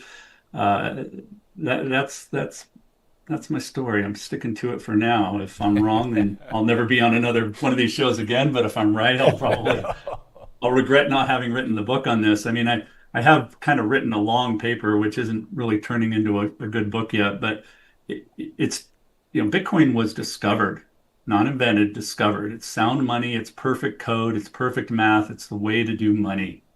And Copernicus and Galileo had the same resistance when they first said, you know what, I'm not sure that the Earth's at the center of the universe. But the people who had the interest in the Earth being at the center, the church, were like, well, no, we can't even listen to that. And so you're getting the same thing with governments and Wall Street that are saying, no, you can't tell us we're getting rid of the fiat system. That doesn't work for us. And so they're resisting it. But if Bitcoin is a discovery of sound money and gravity was a discovery of why the Earth's not at the center of the universe, the thing I keep saying is that for Bitcoin to not go through the cycles as the math and the code dictate, it would be like Earth taking a trip around Jupiter. that's not how gravity works. That's not how sound money works. And so that's kind of where my head is right now. And if I'm wrong, you'll never hear from me again. But that's 14 years of being in this and where I think we are. That's part of fun of the game of the Bitcoin universe, though, those prognostications of the future. And Tim, while we're at it, what do you think? Are we still stuck in this pattern of choppy cycles, or are things starting to move a little more slow and steady up into the right going forward? What do you think? Yeah, I mean, to your point, I think we will see more and more muted cycles, less and less volatility. I think at a certain point, it could also surprise to the upside because of the scarcity factor. I think Jeff Park has written a little bit on that over the past year. But yeah, I think everything kind of rhymes, right? You had a few different things this time. You had an all-time high before the halving, and now everybody thinks we should be at 2, 3, 400,000, and we're still at 100. So whatever you think's going to happen, maybe just hedge it to the opposite. But I think the institutions are here, the corporates are here. We could spend a whole hour just talking about the preferred products from Strategy, and that it looks like Metaplan's going to be rolling out. I think they'll be slow to start. They have been slow to start, but as they ramp up, I can see a world where you're raising billions of dollars a week and then tens of billions of dollars a week out of those fixed income markets. And that's kind of why I think we may grind higher with a lot of volatility. Where it'd be a fantastic place to kind of hear some thought leaders and experts talk about this, and maybe be in the room with the smartest people in the room. I think September 17th in New York City at the Bitcoin Treasuries Unconference would be a fantastic place for you to be. For those who are joining late, tell us a little bit more about that, Ed. Yeah, so September 17th, New York City, 350 people in the room, 100,000 online, but it's going to be one of those events you want to be in the room, shaking hands, meeting people at the tables. But we'll be hosting the biggest thought leaders in the space, Bitcoin Treasuries Media. Only few dozen tickets left. So I will create a coupon code called Roxom if I haven't already for 21% off. So at the conclusion of this episode here, you can go to that same get tickets and get 21% off your ticket using coupon code Roxom. Beautiful. And this type of event, guys, is so important. And it was kind of brought up earlier. It seems like Bitcoin is undergoing an adoption cycle kind of akin to the internet a little bit, right? You get those early adopters. There's this kind of mania phase. It comes back down. People think it's over, but it's only just beginning, which kind of begs the question, do you think we're at a point right now where not having Bitcoin on your balance sheet is kind of like not having a website back in 1999? Are things about to move that fast, that soon, so people need to educate themselves sooner rather than later? Where do you think we are on that timeline? You got that one, Tim. I mean, I see a lot of 1996 floating around the internet. So maybe we're even a little bit earlier. Because, and many people have said this, every company will be a Bitcoin treasury company. They'll have Bitcoin in their treasury. Just like you don't walk around your downtown Market Street and say, you point at one business and say, they're an internet company. And you look at the next business, right, and it's a restaurant, and you say, they're an internet company because they have a website. And you're like, no, every business has a website. At least most businesses these days have a website. So most businesses will have a Bitcoin on the treasury, probably with very few exceptions. It's just a matter of time. And I mean, at the sake of repeating, I just think this is evolving at a very quick clip. And what's going to emerge is something that we really haven't seen before as the very brightest minds in the world figure out and Bitcoin backed people, meaning that's their background, and TradFi backed people really separately and together coming to the table and saying there's whatever their reasoning is, right? Maybe it's just we want to make money, right? There's a lot of incentives at play, and that's really just going to take us through from retail to now corporate, institutional, and nation state adoption to this the global store of value. And don't forget your history either. I mean, turn to the 18th century, the textile revolution. Textile companies were the biggest in the world. In the mid 1800s, railroads. What else after that? Next turn of the century was electricity. I always try to remember these in order. And then you had oil, automobiles, and the microchip at the turn of this century. And now you're on to blockchain and Bitcoin. So to think that Strategy is going to be the biggest company in the world, many people may scoff at, but I mean, I was at least alive at a time when no one had ever heard of Bill Gates or, Apple or anything. So yeah, these things can happen within our lifetimes, and this is that next revolution. Yeah, and right now this year has kind of been interesting, right? We're seeing so many bullish narratives for Bitcoin. We're seeing the Bitcoin Treasury companies, obviously. We're seeing favorable government regulations, specifically here in the United States. Yet it feels like despite all of this positive momentum, Bitcoin feels a little underpriced right now. So as two guys who have the inside slant on what's going on, what do you think is the next big catalyst we're waiting for to see that next big leg up? Is it the government coming out and say, hey, we're actively acquiring Bitcoin? Is it maybe a popular Fortune 5 company saying they're actively going to start acquiring Bitcoin? What do you think it's going to take till we see that next big mania level take hold? Because I feel like we haven't really seen it the way I would have expected given all the news this particular cycle. Yeah, I'll get a little philosophical on this one as I was earlier. I think you get to the point after seeing, when it pops and why it pops, or why it goes down and when it goes down, and you're trying to correlate it to some news story, and you rarely can. This comes back to the cycles and how maybe the same way that we can't affect gravity, we can't affect the price of Bitcoin. And so we always want to say, what's it going to take to move the price? Well, the supply is not affected by anything. Another block is mined every approximately 10 minutes. Nothing changes that. So you're not really asking about Bitcoin. You're asking about the denominator. You're asking about the dollar and what's going to weaken the dollar more. I think that's the big question. What's going to weaken the dollar to the point where the shorts can't hold on anymore, to the point where more corporations are saying my ice cube is melting, my T-bills aren't worth crap. And so it's not about who's investing in Bitcoin, because that's like a reaction to Bitcoin. It's what's causing currencies worldwide to fail. You go to Buenos Aires, they get it. It was less than 6 months ago that the Argentinian peso hit 100 million pesos per Bitcoin, 1 peso per sat.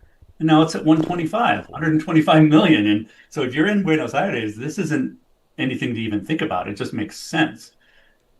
The dollar's a lot tougher because people have been able to hold on. So to reframe your question is, what's going to be the next problem? What's going to be the next trigger that's going to have people lose faith in the dollar, that they're going to fly to Bitcoin? And I could come up with a dozen things, but they're all conspiracy theories, and I only do that over beers. Fair enough. Those are all good points. Good points indeed. Well, gentlemen, we're coming to the end of our time here today, but before we go, we're going to play a quick game. This is something we play with all of our guests here, okay? As we know, a big part of this ecosystem are the crazy price predictions. We're always hearing thrown out left, right, 1 million by the end of this year, 250, what have you.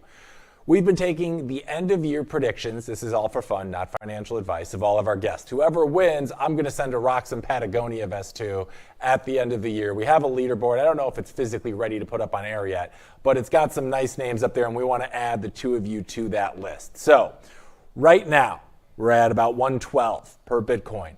By the end of 2025, Tim, Ed, what do you think you expect the price of Bitcoin to be at by that time? It's like Price is Right. So I want one number, whatever you think, just for fun and games. Tim, start us off. 327,000. Ooh, 327. That's spicy. I like it. Ed, what are you thinking? I'm going to go with, by the way, I'm going to shill a website that I stumbled across. It's called proofofprice.com. It's really cool. They're basically doing this. They're taking, anytime someone on Twitter comes up with a price prediction, they log it and they put it on the graphs and everything. It's pretty cool. Check it out sometime, Proof of Price. But Yeah. I'm going to go with 212,121. That's 21, 21, 21, I like right? it. I Yeah, like it. A 212, man of symbolism. 121. I appreciate that. That Yeah. seems to be popular in the Bitcoin Treasury space too. They're always doing like these symbolic number buys all the time. I love it. Yeah, I see that he pulled Now, up the before we proof let of you price go there. ahead. Can you bring that to the main screen for a second? Let's see. Yeah, I think they're getting it up here for us right now. Let's see if we can bring that up to show the viewers at home. Here we go. Okay, that's fun. Or We'll have to can check you that click on that button there and it'll, yeah. So then over on the right, you've got the different predictions with a link to Twitter and stuff. And yeah, it's pretty cool. Accountability, I think, is what's important, right? What you're doing right here is awarding a prize to whoever's right, but we should also be going back and saying, hey, these people were really wrong. You know? Right. No, absolutely. Absolutely. We preface it that it's all in good fun. But if people are looking to get the real signal out there and get from the horse's mouth, again, you guys have this conference coming up. One more time, let our audience know. When is it? Where can they get their tickets? Who's going to be there? And why should they go? Real quick. Ed, why don't you lead us off? September 17th, 10 a.m. at Levon Midtown in New York City, the Bitcoin Treasuries Unconference NYC. You can get your tickets at bitcointreasuries.media. Use coupon code ROXOM for 21% off of your ticket. We'll also be having a post party at PubKey. You can only get into that post party with a Bitcoin Treasuries Conference Unconference wristband. The party on the 16th, the night before, will be open to the general public. It will be a mess. There will be people drinking Pabst Blue Ribbon in the street in New York City, which I've been told is not that uncommon. But this is going to be one of those events where you want, much like Bitcoin 21, where you want to say, I was in the room when that happened.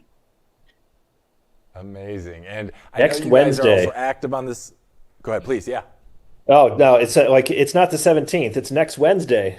Holy crap. Next wow. Wednesday. Coming up. Those tickets are going to go Absolutely. quick. People better get them fast. And also, I know you guys are active on the Twitterverse and everything. What's the best place for our audience to find you if they want more hot takes? Or Tim, you have that amazing show of your own. Where can our audience check it out? At ED JULINE and at Tim Kotzman on X. Yeah, and I think all the links are on our bitcointreasuries.media website. You can find everything to find us there at bitcointreasuries.media. There's also a specific X handle, which I never remember. What is At it? BTC Digital Conf. Yeah, at BTC Digital Conf. There we go. Beautiful. Well, gentlemen, I got to thank you again for joining us today. It's an absolute pleasure having you and having two people that are really on the inside of the whole Treasury place.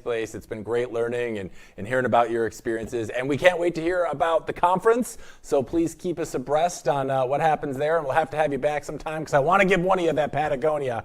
And if one of you is right, chances are I'm going to be putting a down payment on my Lambo. So we'll be in good shape all around. Gentlemen, thank you so much for joining us. And I hope you have a great rest of your week, guys. Thank you. Thank you. Cheers. Thanks, guys. All right, we're taking a break. When we're back, bullish, bearish, or BS coming up on the blockchain report. Stay tuned. All right after this. Security matters. Zappo Bank. The only way to bank your Bitcoin. Apply now at zappobank.com. So, tell us about your furry friend here. What's his name? Oh, this? This is Bitcoin. Bitcoin. It's not just a cat, he's family. Quite a name, and I must say, looks quite pampered. Oh, absolutely. Bitcoin deserves nothing but the best. He's my little prince. But with such a valuable pet, aren't you afraid of losing him? Losing Bitcoin? No, it never happened before, so it's not something I worry about. Excuse me for a moment. Bitcoin, stay here, right?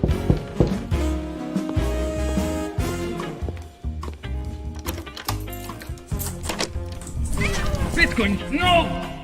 Bitcoin, come on, little buddy. Bitcoin, I need you. Don't go.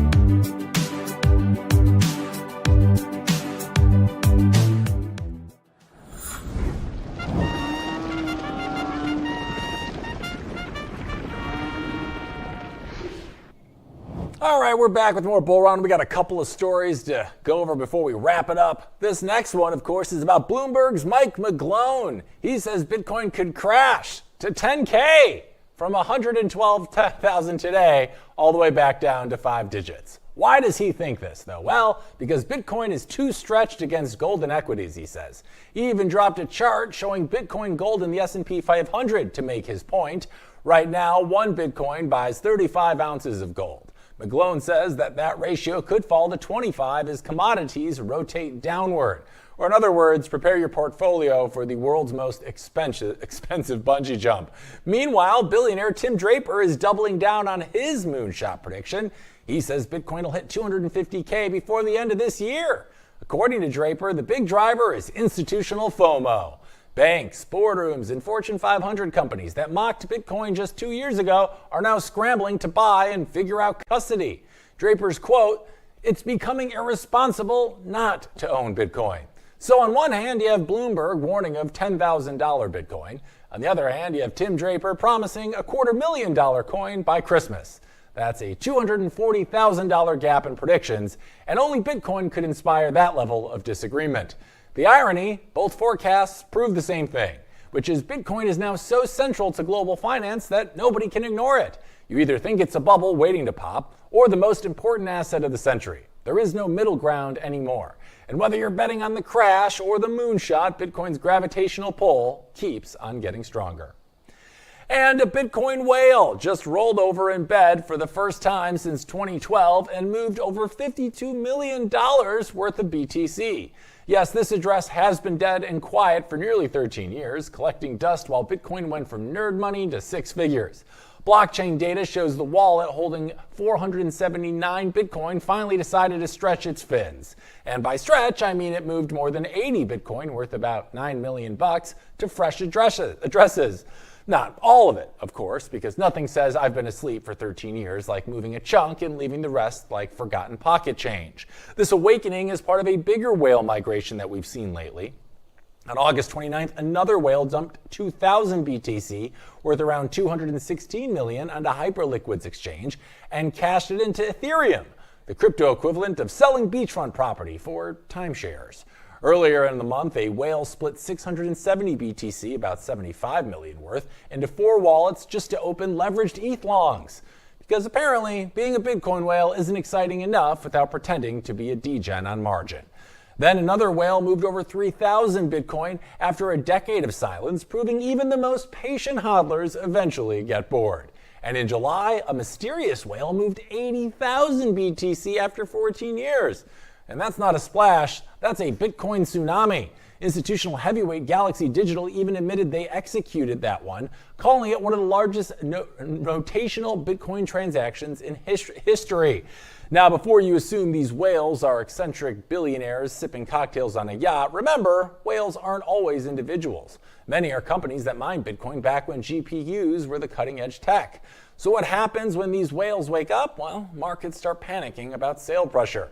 Traders assume big holders are cashing in, even though experts argue that sales often prevent massive price swings. And the charts, they back that up. Bitcoin was recently trading underneath 110K, down more than 2% in the last 24 hours then. It's also down nearly 12% from its all-time high of 124K set last month. So for the last 2 months, Bitcoin has been hovering between 110 and 120K, like it can't decide if it's tired or hungry. Sounds like everyone's girlfriend ever. And in the prediction markets, nearly 70% of respondents are betting Bitcoin will dip to 105 before it breaks 125K for new all-time highs. So here's the headline. One whale moves 52 million after 13 years, and suddenly every trader thinks Moby Dick is about to crash the market. But the real story? Whales can thrash around all they want. Bitcoin's still holding 6 figures, and the ocean is only getting bigger. All right, it's time for bullish, bearish, or BS. Let's run the stinger.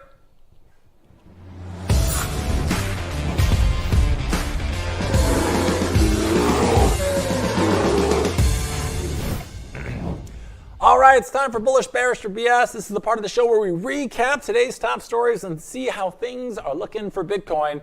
First recap, Congress is finally telling the SEC and CFTC to play nice, clarifying that tokenized stocks are still stocks, NFTs aren't securities, and self-custody wallets are safe. It even forces regulators into couples counseling before they can sue anyone. I'm calling bullish on this. I mean, clearer rules reduce regulatory FUD and give companies confidence to dip into Bitcoin. The less people fear Gary Gensler showing up in their kitchen, the more likely they are to stack sats long term. So I'm bullish. Next up, we got Bloomberg's Mike McGlone says Bitcoin is too stretched and could crater to 10K, while Tim Draper claims institutions will push it to 250 by the end of this year. That's a $240,000 gap in price predictions. I'm calling BS on this one, all right? Price predictions this extreme are basically just entertainment. What matters now is that Bitcoin is the centerpiece of the global financial debate, which ironically is bullish in the long run. So ignore the circus. Bitcoin keeps pulling gravity, but I'm calling BS on that story. Last but not least, a dormant whale just shifted 479 Bitcoin worth nearly 52 million bucks, with 8.8 million hitting new addresses. Traders panic when whales stir, but historically these moves don't crash the market. So I'm calling bearish on this in the short term, okay? In the short term, boo, I know. Whale movement sparks fears of sell pressure and can drag price down a few percent in the short term. Long term, it doesn't dent Bitcoin's trajectory at all, but it does keep markets feeling a little twitchy. Whales make waves, but the ocean's still feeling pretty bullish. So today's tally, 1 bullish, 1 bearish, 1 BS, which means today is a load of BS. All right, we got Congress tossing bones, analysts screaming extremes, and whales making cameos. Today's news doesn't move the needle much, the noise is loud, but Bitcoin is still hovering near 112K, waiting for that next real catalyst. Well, that is a wrap for today's show, boys and girls. As always, thanks for tuning in to the Blockchain Report with us. We're here each and every weekday, 10 a.m. to 12 p.m. on Mondays, Pacific time, and we'll be back to our normal time, Tuesday through Friday of 8 a.m. to 10 a.m. Pacific. Make sure to like, follow, and subscribe to RoxomTV and me at Hank at RoxomTV if you haven't already, on every platform you choose to waste your time on. And I will see you all tomorrow for more Bitcoin bedlam and crypto chaos right here on the Blockchain Report. Until then, sayonara and hodl on.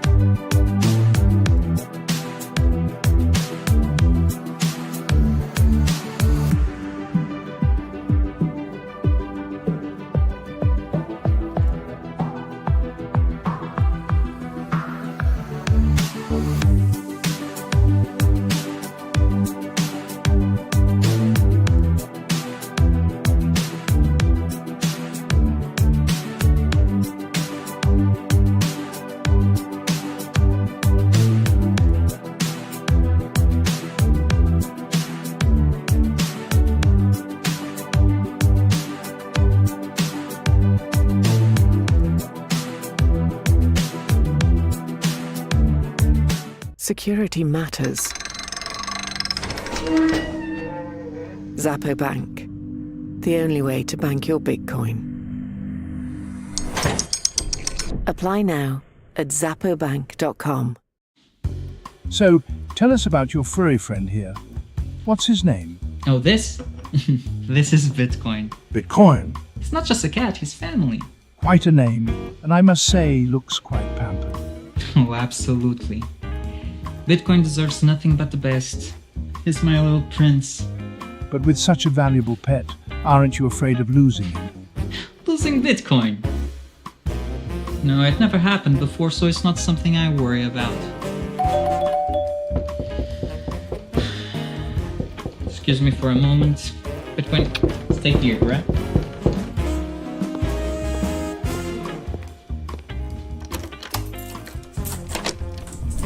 Bitcoin, no! Bitcoin, come on, little buddy, Bitcoin, I need you. Don't go.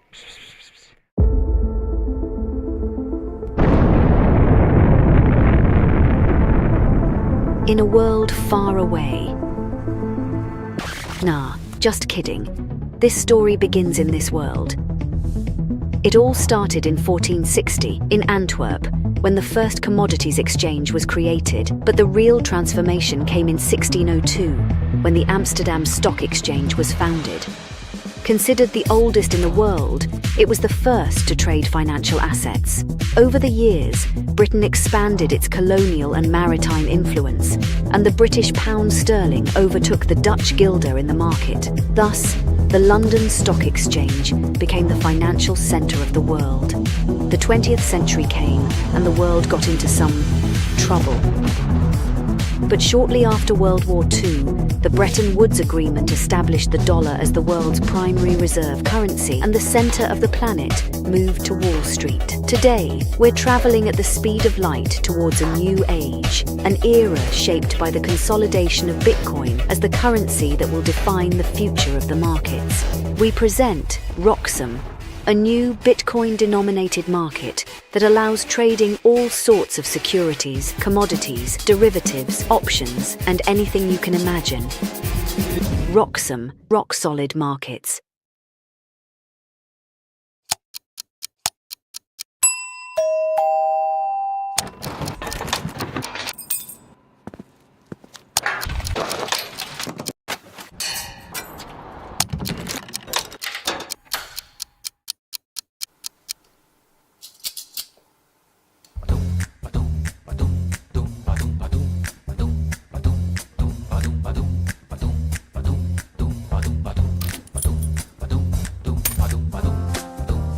The future of capital markets runs on Bitcoin.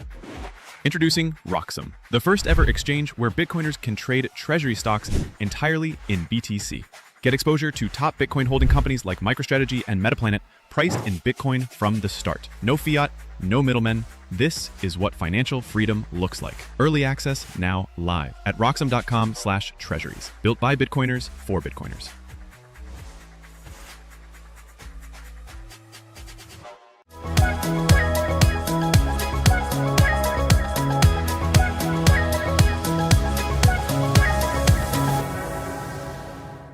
Welcome to the RoxomTV booth here in Hong Kong on the cusp of Bitcoin Asia, the largest Bitcoin conference on the continent. All kinds of news going on in Bitcoin. Who isn't talking about Bitcoin treasuries? It's the #1 story in Bitcoin, and I'm joined by one of those companies producing these stories, the Smarter Web company. Welcome, guys. Welcome here to Hong Kong. Is it your first time in town? How you feeling? You feel the energy, the Bitcoin vibes going on? How you doing? Yeah, it's pretty good. So it's my first time in Hong Kong, and we got here yesterday, didn't we? Yeah. And we had a good day. Had some dim sum today. Oh, yeah. It's been good. Yeah. We went up to the peak. On the Victoria Peak. Great. Yeah, and then we spent a bit of time in the hotel working this afternoon, and also went to the conference, saw the guys down there. Very and cool. So we're good to go, ready for tomorrow. So what are we working on? You got any scoops for RoxomTV today? What's going on? We have recently announced that we've got a new auditor. Yeah. Sometimes not the most exciting bit of information. Hey, but